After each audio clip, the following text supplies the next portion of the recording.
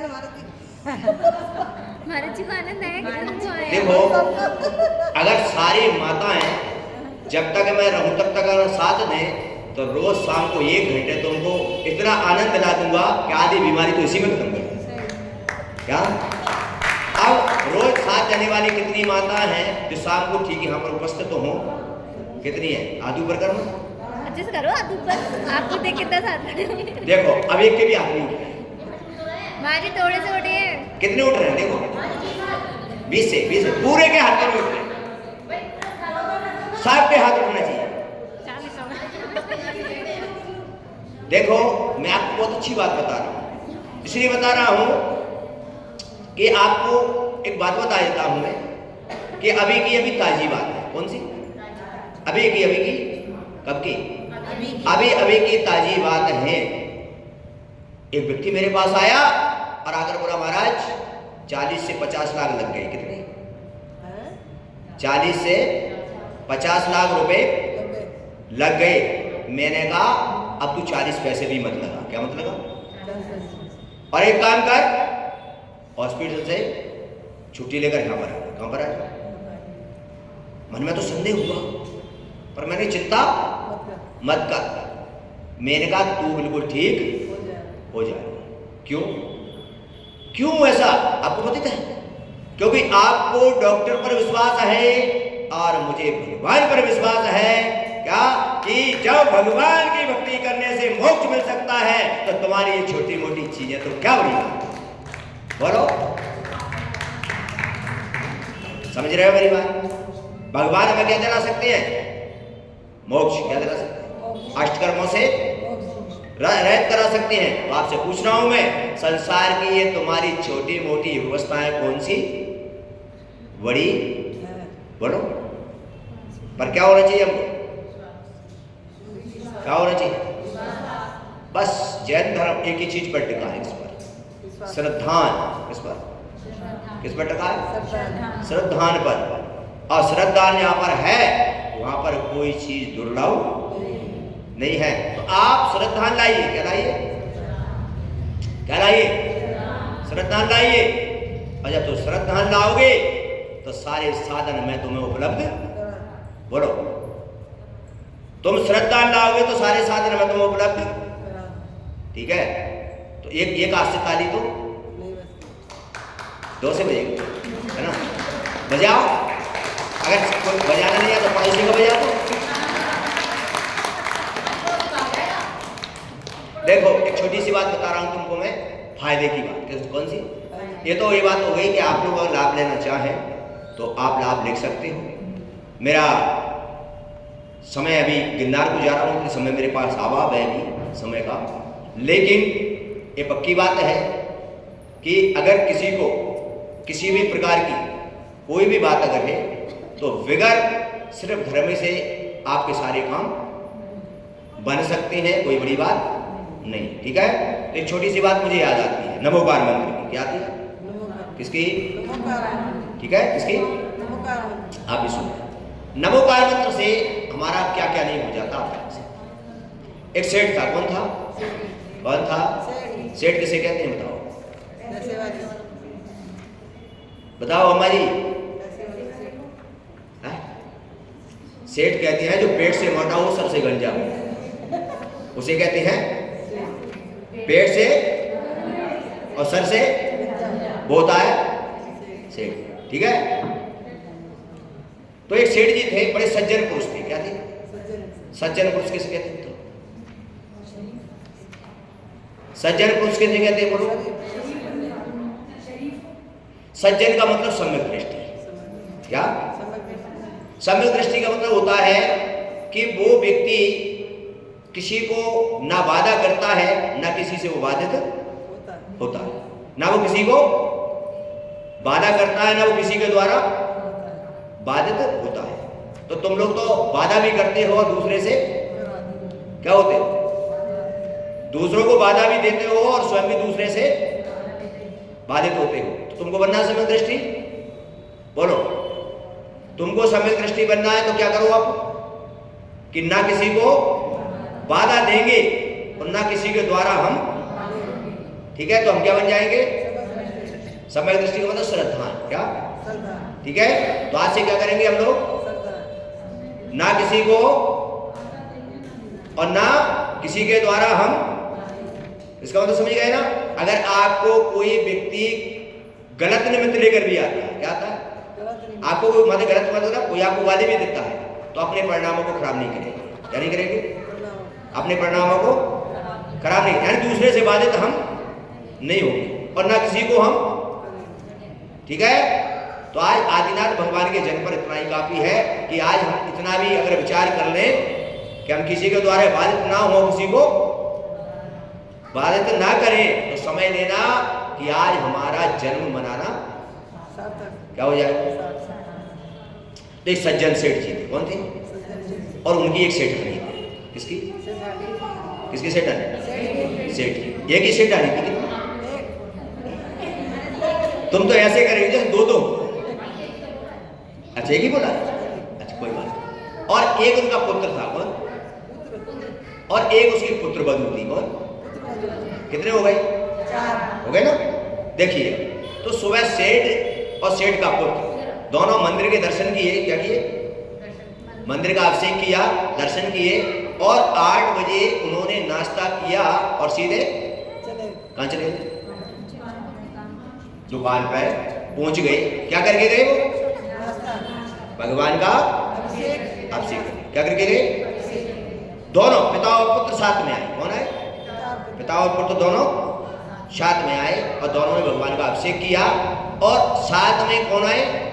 साथ में बहू और सासू दोनों साथ आए। और आप समझ लेना अच्छी तरह, धार्मिक क्रिया के अंदर में पिता और पुत्र का जोड़ा है और सासू और बहू का जोड़ा है। किसका? मंदिर आने के लिए। किसका? ठीक है, तो सासू और बहू को साथ मंदिर आना चाहिए और पिता और, क्यों ऐसा? इसलिए कि सासू बहू और पिता पुत्र जब मंदिर में साथ आएंगे तो संयम का भाव रहेगा। किसका? बोलो। तो पति पत्नी आएंगे तो संयम के भाव में विकलता भी आ सकती है। क्या? राग भी पैदा हो सकता है। बोलो, होगा कि नहीं? राग भी हो सकता है, लेकिन सासू बहू तो कोई राग पैदा नहीं होगा। ठीक है, तो जोड़ा समझ आ गया? किस किस का? सासू और पिता और कहाँ के लिए? धर्म के लिए। किसके लिए? ठीक है, तो सभी सासुएं अपनी अपनी बहुओं को साथ में। ठीक है, तो अब देखिए आनंद की बात देखिए, नमोकार मंत्र का महत्व बता रहा हूं। किसका? तो पिता और पुत्र नाश्ता करके कहां चले गए? चले गए ना। अब अभिषेक पूजा तो हो गई सबकी। अब क्या होता है कि सासू और बहू ने दोनों ने विचार किया। किसने? सासू ने और दोनों ने विचार किया और विचार किया कि ये तो दुकान चले गए, अब ये आएंगे 11-12 बजे आएंगे। काय के लिए? क्योंकि सच जो मैंने बताया ना, सम्यक दृष्टि जो होते हैं क्या, वो समय से सारे काम करते हैं। तो सासू लोग ने सोचा अपने बेटे बेटे करें क्या, तो उन्होंने कहा अपन एक काम करें दोनों कि दोनों अपन घर पर भोजन तो बनाते ही हैं। क्या बनाते हैं? अपन शुद्ध ना बना लें। क्या ना बना लें? कैसा बना लें? तो दोनों ने विचार किया और शुद्ध भोजन बनाना शुरू कर दिया। अब जब शुद्ध भोजन बना लिया तो मन में विचार आया कि दरवाजे पर खड़े हो जाए। कहां पर? काय के लिए? जब शुद्ध है तो सही बात है कि नहीं? बोलो सही है। तुम्हारे घर में तो बनते ही नहीं है, तुम क्या सीखे? ठीक है, तो वो कोई ना कोई साधु को रोज प्रदान कर लेते थे और उनको क्या देते थे? आटे। देखिए आप पुण्य का संचय हो रहा है कि नहीं? बताओ, पुण्य का हो रहा है कि नहीं? बोलो। लेकिन सेठ जी कभी ये नहीं पूछते थे घर में पत्नी से या बहू से क्या इतना सामान आया, जितना बोल दिया लाकर रख दिया। क्या कभी कोई पूछने की? सज्जन पुरुष थे, उन्हें कोई मतलब मुझे नहीं। अब देखिए एक दिन क्या हुआ, एक वृद्ध साधु आए। कौन आए? वृद्ध साधु। कब आए? सर्दी के मौसम में। कब आए? और सर्दी में क्या होता है? ठंड होती है।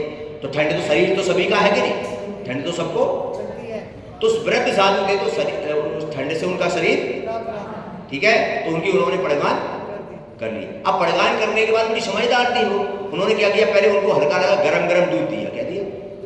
जिससे शरीर में क्या आ जाएगी, सही बात है कि नहीं?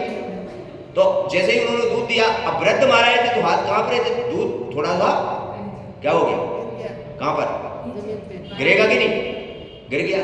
अब उनको दिया, आहार लिया, अब वृद्ध साधु को थोड़ी क्या लग गई, टाइम लग गया। और महाराज ने आहार किया और महाराज तो जंगल में चले गए और जाकर वो सामायिक करने लगे। जैसे ही वो साधु गए, क्या हुआ, उस दिन साधु व्रत थे तो देर लगी, क्या लग गई, और उस दिन सेठ जी भोजन के लिए आए, इसके लिए। और दिन क्या होता था कि जब तक सेठ जी आते तब तक चौका बिल्कुल क्या हो जाता, साफ। सेठ जी को पता भी नहीं चलता था। अब देखिए यहाँ पर पुण्य तो सासू को चौका लगा रही है, पुण्य कमा रही है, लेकिन सज्जन पुरुष जो था, सेठ, क्या था वो, सज्जन पुरुष था।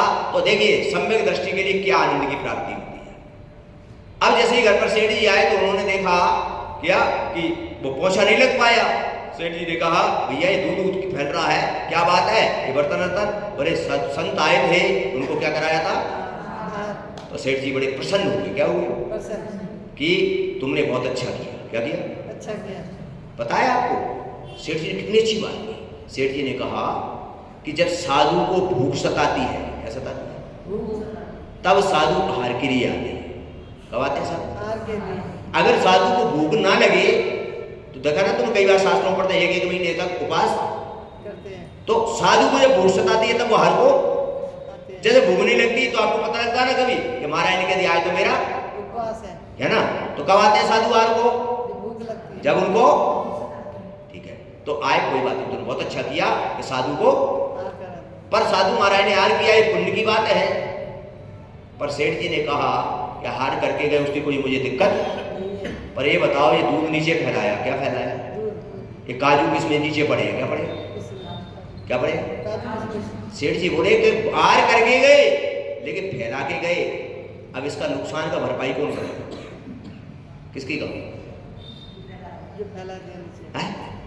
इसका नुकसान कौन देगा, खा लिया उसकी कोई है? समझ रहे हो ना। और सेठ जी ने कहा मैं भोजन बाद में करूंगा, पहले वो तो महाराज गए कहाँ, महाराज बैठे वृक्ष के, सेठ जी पहुंच गए। वो सेठ जी बोले महाराज नमोस्तु। महाराज का ध्यान करो, आशीर्वाद दिया। बोले आशीर्वाद ठीक है दे दो, अच्छी बात है। ये बताओ आज याद करने कहाँ गए थे? बोले मुझे पता नहीं मैं कहाँ गया। तो बोले एक सासू को हुए थे, हाँ बोले वो मेरे भी गलत हो गए, ठीक है। तो आप आहार करने के बाद खुशी हुई मुझे, क्या हुई, बहुत खुशी हुई, लेकिन आपने आहार किया, लेकिन क्या किया, नीचे बिखेर दिया, नीचे गिर गया, नीचे जो गिराया उसका पैसा दो, काहे गए, नीचे गिराया उसका। बोले भाई मेरे पास तो ना खाने को रोटी है, ना पहनने को लंगोटी है, ना रहने को, पैसा कहाँ से है मेरे पास। बोले मैं कुछ नहीं जानता, मुझे तो पैसे चाहिए। कितने चाहिए? महाराज ने उसकी तरफ देखा, सज्जन पुरुष था, क्या था, और महाराज ने उसकी तरफ जैसे ही नजर उठाकर देखा तो महाराज समझ गए कि निकट भक्त है, क्या है, समझ रही हो माता जी, कौन है, यानी इसका कल्याण करीब आ चुका है, क्या आ चुका। अब देखो अपन बात को समझे, पहले क्या करें। और महाराज ने कहा चल पैसे चाहिए, बोले हाँ एक काम कर कागज पेन दे, कह रहे कागज पेन लाया। बोले एक काम कर, ये पास में थोड़ी दूर पर राजा का महल है, किसका, राजा का है ना, तो वहां पर एक पद्मावती नाम की रानी है, कौन, और मैं एक पत्र लिख के दे देता हूँ, तू पद्मावती को जाकर दे देना, और तुझे जो मिल जाए वो चुपचाप क्या करना, ठीक है। महाराज ने लिख दिया, क्या लिखा पत्र में, ऊपर लिखा बेटी पद्मावती तुझे आशीर्वाद, क्या लिखा, देखिए आप, मैं तो समझो जो बता रहा हूँ, आपको जो बता रहा हूँ ना, क्या वो आप समझ लीजिए, आपकी समझ में आ जाएगा। अगर तो तुम भी ये कार्य शुरू कर दोगे तो तुम्हारी सभी समस्याएं क्या हो जाएगी। तो इस बात को समझने का प्रयास करना और अपना रुझान गुरु की तरफ डालना। उसमें लिखा बेटी पद्मावती तुझे मेरा आशीर्वाद, और नीचे नमोकार मंत्र लिखा हुआ था, क्या, और वो पत्र लिखकर दे दिया, किसको, अभी क्या नहीं पद्मावती, अभी तो वो सेठ को, और सेठ लेकर वो पत्र को कहाँ पहुंचा? पद्मावती के महल में। उधर पहुंचता है, राजा बाहर बैठा था, मंत्री बैठे हुए थे, प्रजा बैठी हुई थी। क्या उसने एक बार पूछा, ये कहाँ जा रहे हो? बोले पद्मावती को पत्र देना है। किसको? राजा ने कहा, भैया ये कौन सा वीर पुरुष आ गया जो रानी का ऐसे नाम ले रहा है? बोले मुझे महाराज ने भेजा है। किसने? महाराज ने। और उन्होंने कहा ये पत्र किसको देना है? राजा ने कहा, जैसे ही महाराज का नाम आया वैसे राजा ने भी वहीं से नमोस्तु किया। क्या किया? नमोस्तु। बंद हो। अब आप विचार करें थोड़ा सा। जैसे ही वहां पहुंचा, राजा ने कहा मुझे दे दे। बोले नहीं, महाराज ने तो मुझसे कहा किसको देना है? पद्मावती को देना। और उसने, अब देखिए अब आनंद की बात है यहाँ पर। और आपको बताऊंगा कि पद्मावती उस समय प्रसूति गृह में थी। प्रसूति गृह जानते हो? जिस जगह बच्चे का, ठीक है ना। और वहां पर क्या हो रहा था, सारे वैद्य हकीम, सारी प्रजा बैठी हुई, और वहां पर रानी को बहुत पीड़ा हो रही थी। और ये चल रहा था कि पता नहीं अब क्या होगा, अब क्या होगा। सारे वैद्य हकीम फैल हो गए। क्या हो गए? सारी प्रजा बैठी, वैद्य हकीम कह रहे पता नहीं रानी के पुत्र होगा, बचेगी या तो शोक मचा हुआ था। क्या मचा था? अब देखिए, रानी पद्मावती जहां पर थी वहां पर उस व्यक्ति को बाहर तक खड़ा किया गया। पद्मावती का हाथ पकड़ के पर्दे से बाहर किया और उसको उसने पत्र दे दिया। और पद्मावती ने वो हाथ में पत्र लिया। क्या लिया? और पत्र ले खोलकर उसने क्या किया? पढ़ा। और जैसे ही पत्र पढ़ा, जैसे ही देखा कि मुझे महाराज का आशीर्वाद, और उसने जैसे ही नमोकार मंत्र पढ़ा, उधर राजकुमार की उत्पत्ति हुई। क्या हो गई? आज जन्मदिन है ना भगवान का, किसका? तो राजकुमार की उत्पत्ति हो गई। और जैसे उत्पत्ति हुई वैसे ही अंदर जो प्रसूति गृह में रहने वाली जो दाई वगैरह होती है, क्या उन्होंने कुछ देर क्षण में सूचना दी कि राजकुमार भी स्वस्थ है और रानी भी स्वस्थ है। क्या है? स्वस्थ है। और जैसे ही राजा के पास क्या पहुंची? खबर। किसके पास? राजा के पास। क्या पहुंची? खबर पहुंची। कौन सी? कि राजकुमार का। तो आज किसका जन्म हुआ? ठीक है, समझ गए।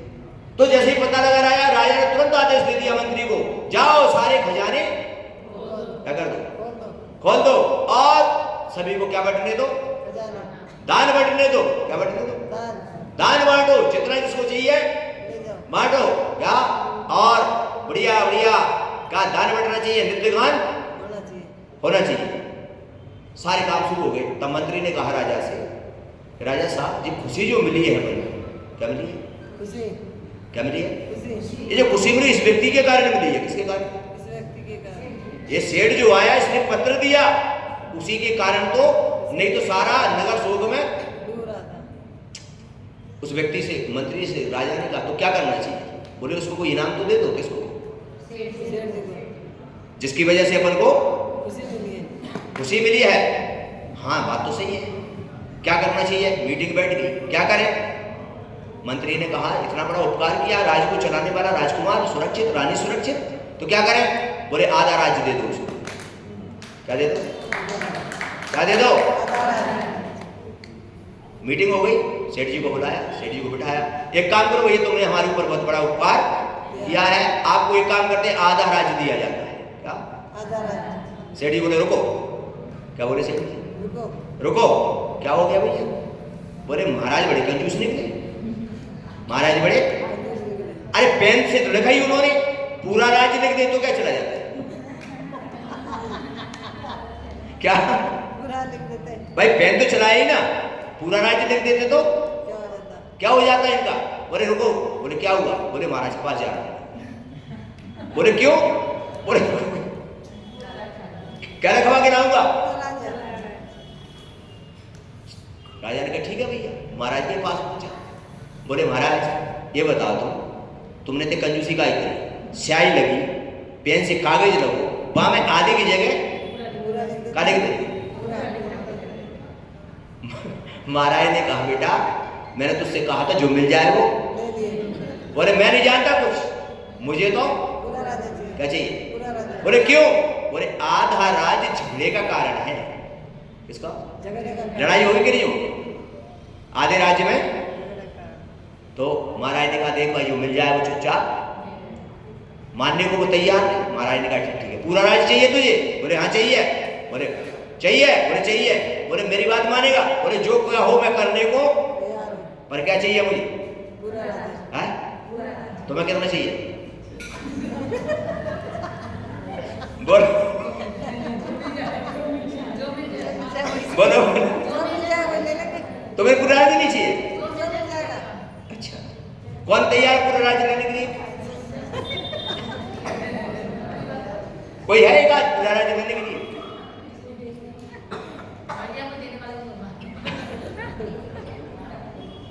तो महाराज ने कहा पूरा राज्य मुझे चाहिए। मुझे कहने को तैयार है। बोले हाँ ठीक है 1 साल में मिलेगा। कितने में?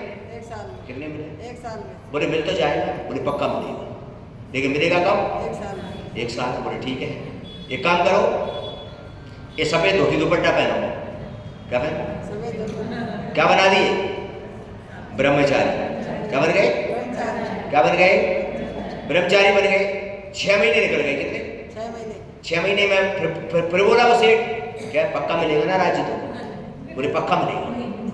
और वो सब पता था सेठ को कैसे जो जैन संत महावीर होते हैं वो कभी असत्य बात नहीं कहते। जो बोल दिया वो सच है। ठीक है भाई। अब क्या 6 महीने बाद छुलक जी बना दी। क्या बने? चुलक जी। क्या बना? चुलक। बोले 1 साल की बात है ना? कितने? 1 साल में। ठीक है 1 साल बाद प्रसाद मांगी। 1 साल करीब आया। बोले अब तो साल पूरे बड़े महाराज अब तो मिलेगा ना? बोले पक्का कोई रोकने वाला नहीं है। 1 साल जैसे हुई वैसे मुनि महाराज बना दिए। क्या बना दिए? मुनि महाराज। बोले जाओ अब तुम पूरे राज्य के मालिक हो। अब तुम्हारे ऊपर कोई राज नहीं कर सकता। जितने भी राजा हैं तुम्हारे चरणों में आके झुके। तो आपको कितने राज्य का मालिक होना? आधा राज्य झगड़े का कारण है। किसका? बोलो है कि नहीं? अब पूरा राज्य कहने का मेरा तात्पर्य है कि पूरे राज्य का मतलब है कि जब हम निर्विकल्प हो जाते हैं पूरे राज्य का मतलब हमें मोक्ष की प्राप्ति हो जाती है। और जब तक संसार में भटकेंगे जब तक झगड़े का यानी परेशानियों का ही तो कारण है। तो नमोकार मंत्री में समझ आ गई? गुरु का आशीर्वाद समझ आ गया कि नहीं आया? गुरु का आशीर्वाद उसके पास पहुंचा तो सब फैल हो गए दुनिया।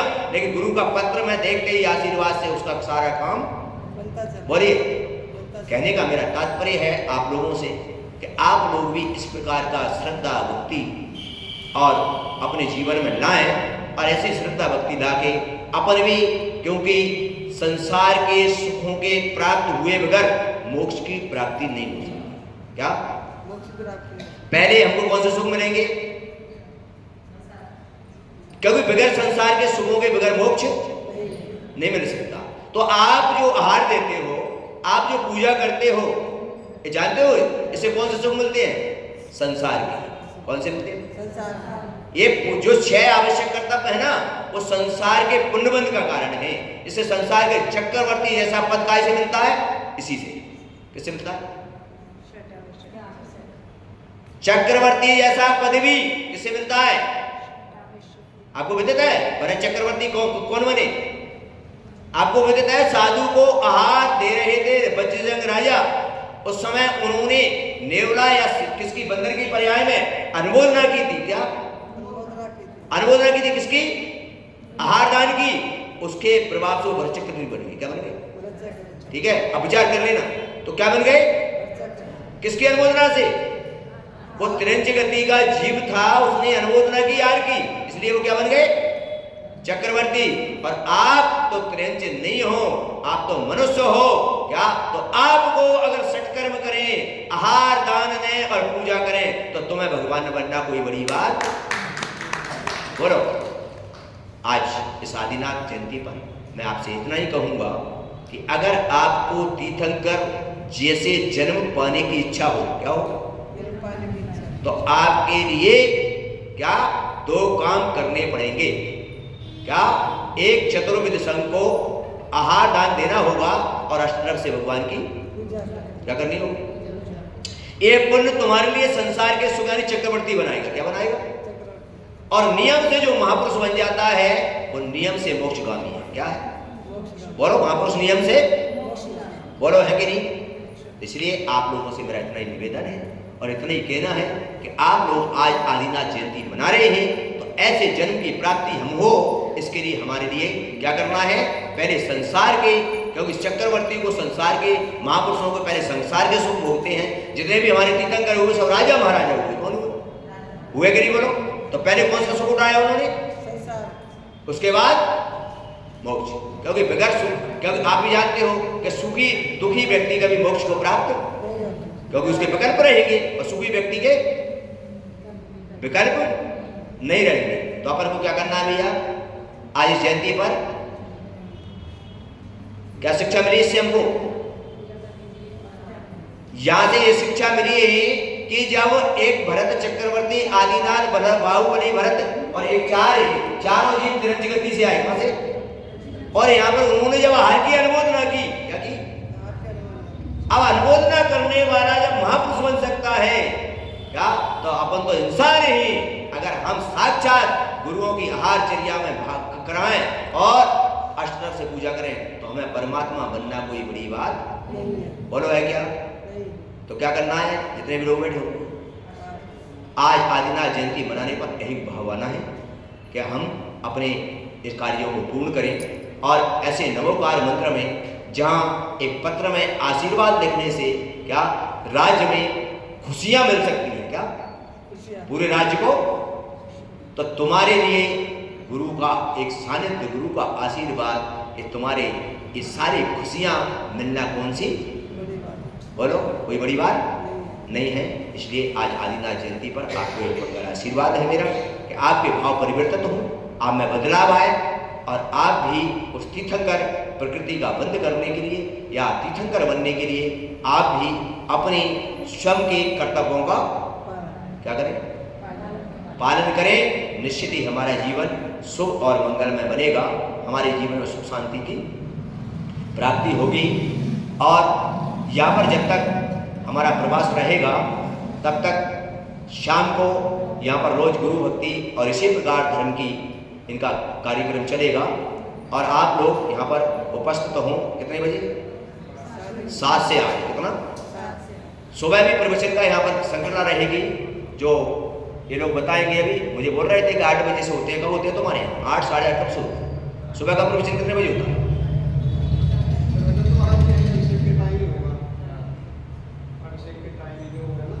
हाँ, शांति धारा के बाद, ठीक है, पहले बाद में फिर अगर 8-9 बजे का टाइम रखेंगे ना तो मतलब ये 2-4 लोग ही आएंगे। अच्छा, तो ठीक है भैया। अभिषेक का समय भैया बता रहे हैं कि जैसे ही भगवान का मार्जन होगा, क्या होगा? और मार्जन के बाद उपदेश हो जाएगा, क्या होगा? ठीक है। और दोपहर में 3 बजे से 5 बजे तक, कब तक? 3 से 5 बजे तक जिज्ञासा को तो समझ गए ना? जिस चीज की जिज्ञासा हो वो सारी जिज्ञासाएं आप 3 से 5 बजे के समय में आप अपनी जिज्ञासाओं को समाधान कर सकते हैं। ये मेरा समय रहेगा जब तक यहाँ पर मैं रहूँगा, जब तक यहाँ का गुड़गांव का दाना पानी क्या रहेगा? क्या रहेगा? दाना पानी। क्योंकि साधु संत जो होते हैं क्या, वो भव्य जीवों के पुण्य से प्यार करते हैं। किससे? किससे प्यार करते हैं? या गुड़गांव के भव्य जीवों के पुण्य से इधर मेरा प्यार हुआ है। और जब तक उन पुण्यशाली जीवों के दाना पानी का जोर रहेगा तब तक मैं यहाँ पर रहूंगा।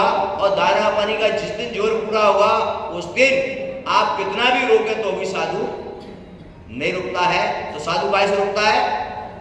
भव्य जीवों के पुण्य से आते हैं और भव्य जीवों के पुण्य से ही वो रुकते हैं। और आप देखते हो सारे देश में जहाँ भव्य जीवों का पुण्य नहीं हो तो बगल से निकल कर चले जाते हैं। आपको ही मेरा मंगल आशीर्वाद है। इस समय का पूर्ण रूप से आप लाभ प्राप्त करें और लाभ लेकर जीवन के कल्याण का मार्ग प्रशस्त करें। और ये पंच परमेष्टि जिनवाणी के ज्ञान से शिववाणी मस्तक रहे। हे जिनवाणी भारती जो तेरा शरणा गहे 9 बार नमो। अब एक बताइए, आगे जाओगे ना तो